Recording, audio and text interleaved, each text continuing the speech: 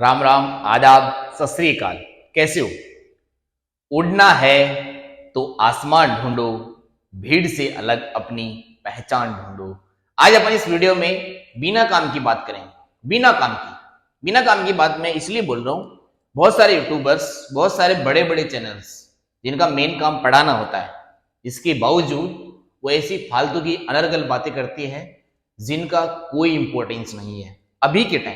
अभी के लिए कोई इंपॉर्टेंस नहीं है, क्योंकि जिस बच्चे ने नीट की तैयारी स्टार्ट की है उसको सारी बातें पता है कि कौन सा सब्जेक्ट होने चाहिए, कौन सा कंटेंट उसको पढ़ना चाहिए, और उसकी एप्लीकेशन जो डेट होती है वो कौन से मंथ में आती है और कब उसका फॉर्म भरा जाता है। ये सारी बातें बहुत बार बोली जाती है बच्चों को। इसलिए मैं तुम्हें बोल रहा हूं, आपको सिर्फ और सिर्फ ऐसे, जिस तरीके से एक घोड़ा होता है ना, घोड़ा, और घोड़े को जब वो रेस करवाते हैं ना, तो उसको एक ऐसा कुछ ऐसा लगा दिया जाता है उसके ऐसा, और उसको ये जो लगाया है ना, ये जो चैम्बर, ये इसलिए लगाया जाता है कि उसको इधर उधर की चीजें नहीं दिखे। और आप भी अगर नीट पे फोकस कर रखा है तो एक ऐसा घोड़े जैसा कुछ आप लगा लो यहाँ पे ऐसा, और उसको लगा के आप सीधा देखते चले जाओ, और सामने क्या देखते चले जाओ? नीट को देखते चले जाओ, नीट के सिलेबस को देखते चले जाओ, नीट के कंटेंट को देखते चले जाओ, नीट के कंटेंट को याद करते चले जाओ। अगर आपने ये काम आने वाले 3-4 मंथ और कर लिया तो जिस तरीके से वो हॉर्स, जो घोड़ा, वो सीधे देखता चला जाता है और उसको एक टारगेट हिट करने को बोला जाता है, और आपने भी ऐसा ही कर लिया तो आप टारगेट हिट कर जाओगे। और अगर आपने ऐसा नहीं लगा रखा है, अगर आपको इधर की बातें भी दिखती है और इधर की भी दिखती है और ऊपर नीचे सब दिखती है, तो इसका मतलब आपका जो टारगेट है वो सामने नहीं है, आपके टारगेट इधर उधर भी घूम रहे हैं। तो सारी बातों पे ध्यान न देके आपको मेन नीट के कंटेंट पे ध्यान देना चाहिए। फालतू की बातें आपको देखनी नहीं चाहिए। मैं तो कहता हूँ ये वीडियो यहीं पे बंद कर दो, फालतू की बातें आपको बिल्कुल नहीं देखनी चाहिए।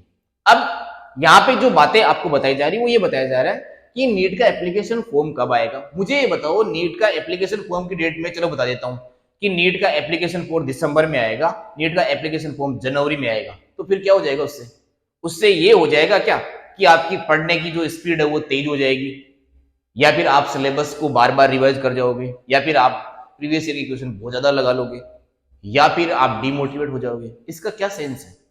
इसका कोई सेंस नहीं है। इसका अगर कोई सेंस नहीं है तो इसकी बात करनी नहीं चाहिए यार। जब नीट का एप्लीकेशन फॉर्म आएगा तो पूरे दुनिया जहान को पता चल जाएगा कि नीट का एप्लीकेशन फॉर्म कब आ रहा है।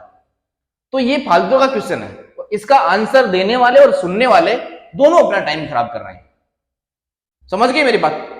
अब नीट का एप्लीकेशन फॉर्म आपको 1-2 महीने पहले मिल जाता है, तो इसके बारे में आपको जानना ही नहीं चाहिए, इसके बारे में आप सर्च ही ना करें। उसके बाद में एलिजिबिलिटी की बात कर रहे हैं लोग। एलिजिबिलिटी आपको पता है? अच्छा हाँ, एक नया अपडेट जरूर आया है जिसके बारे में सारे लोगों को, जो बच्चा जहां पे पढ़ रहा है उसका टीचर उसे बता रहा है कि सब्जेक्ट को चेंज कर दिया गया है। और अगर आपने नीट की तैयारी स्टार्ट करी है ना, तो मेरे हिसाब से वो सारे बच्चों के पास में बायोलॉजी सब्जेक्ट है, और बायोलॉजी के साथ में फिजिक्स केमिस्ट्री भी है, तो आप नीट के लिए एलिजिबल है। सब्जेक्ट को लेके आपको कोई टेंशन ही नहीं है। पहले जो एडिशनल सब्जेक्ट बायोलॉजी चलता था उसकी एग्जाम पहले भी बच्चे देते आ रहे हैं और अब भी देते चले जा रहे हैं, तो कोई चेंज नहीं। अब ये जरूर बोला गया है कि जो नीट के थ्रू जो कॉलेज भेज आ रहे हैं, मतलब एम्स के अलावा जितने भी मेडिकल कॉलेज इंडिया में है, उनमें एक सब्जेक्ट आपके बायोलॉजी की जगह अगर बायोटेक्नोलॉजी है तब भी आप नीट का एग्जाम दे सकते हैं। ऐसा कुछ चेंज कर दिया गया है। उसके बाद में यहाँ पे बोला गया कि इंग्लिश सब्जेक्ट होनी चाहिए आपके पास में, इंग्लिश सब्जेक्ट में आप पास आउट होने चाहिए। तो फिजिक्स केमिस्ट्री बायोलॉजी आपके पास में होनी चाहिए। अगर जनरल कैटेगरी बात करूं और एम्स का आप फॉर्म भरना चाहते हैं और एम्स में आप एडमिशन लेना चाहते हैं, तो जनरल कैटेगरी और ईडब्ल्यूएस और ओबीसी में आपके एग्रीगेट 3-4 सब्जेक्ट जो भी है, इंग्लिश, फिजिक्स, केमिस्ट्री, बायोलॉजी, इन सब में आपके 60% होने चाहिए। एससी एसटी में 50 होने चाहिए और पीएच कैटेगरी में 45% होने चाहिए। इसके बाद में अगर मैं इधर सब्जेक्ट की बात करूं, इधर सब्जेक्ट बायोटेक्नोलॉजी ऐड कर दिया, फिजिक्स केमिस्ट्री है, ये पहले से आपको पता है। जनरल ईडब्ल्यूएस में 50% होने चाहिए सारे सब्जेक्ट को मिला के। किसी सब्जेक्ट में 40 नंबर है, किसी में 70 नंबर है, और एग्रीगेट आपकी 50% बन रहे, तो आप एलिजिबल है। एससी एसटी कैटेगरी में और ओबीसी कैटेगरी में और पीएच में आपकी 40% है, तो आप नीट के एम्स को छोड़ के जितने मेडिकल कॉलेज सबके लिए एलिजिबल है। इसके बाद में बोलते हैं एज, तो एज आप जब तक मरो ना तब तक दे सकते हैं नीट की एग्जाम, एज कोई लिमिट नहीं है। टिल डेथ आप एग्जाम दे सकते हैं, जब तक जिंदा हो तब तक नीट को, मतलब वो जैसे वो माउंटेन मांझी वाला वो एड नहीं है जिसमें बोला कि जब तक तोड़ेंगे नहीं तब तक छोड़ेंगे नहीं, तो आप जब तक इसको ना तोड़ो तब तक मत छोड़ो। तो एज का कोई लिमिट नहीं है, लेकिन शुरू में लिमिट है कि आप देना कब स्टार्ट कर सकते हैं। तो देना आप स्टार्ट कर सकते हैं 17 साल की जब आप हो जाए। और 17 साल के कब हो जाए आप? 2024 में 31 दिसंबर 2024 तक अगर आप 17 साल के हो रहे हैं तो आप नीट का एग्जाम दे सकते हैं, यहां से शुरू कर सकते हैं।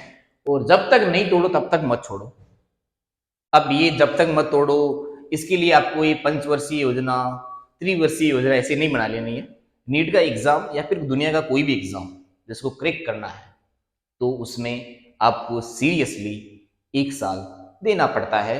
अभी के बच्चों के लिए जो यहां तक पहुंच गए हैं, अभी 2-4 महीने जो भी है ना, उसको अगर आपने सीरियसली अगर उसमें सारा कंटेंट आपने पढ़ लिया है, प्रीवियस ईयर के जितने भी क्वेश्चन है 6-7 साल के आपने ध्यान से लगा लिए हैं, बार बार आपने बायोलॉजी और फिजिक्स केमिस्ट्री का रिवीजन किया है, तो आप इसी साल नीट क्रैक कर सकते हैं, कोई बड़ा मैटर नहीं है।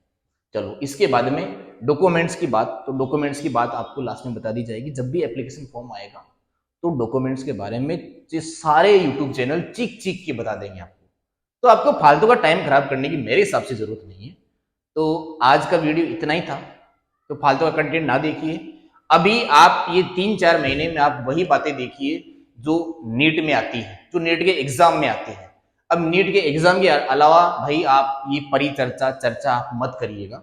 अगर आपको नीट में सेलेक्ट होना है और नहीं होना है तो आपकी मर्जी है, आपका फोन है और आपके फोन में यूट्यूब है, तो ध्यान दबा दबा के देखिए, जितना देख सकते देखिए। नीट में सेलेक्ट नहीं होना है तो नीट में सेलेक्ट होना है तो वही कंटेंट सर्च कीजिएगा जिससे आपको नीट में क्वेश्चन अटेम्प्ट करने में, क्वेश्चन सही करने में फायदा मिलता हो। उसी एक टीचर को पढ़िएगा, 1000 टीचर को मत पढ़िएगा। 1000 टीचर से सिलेक्शन नहीं होता है।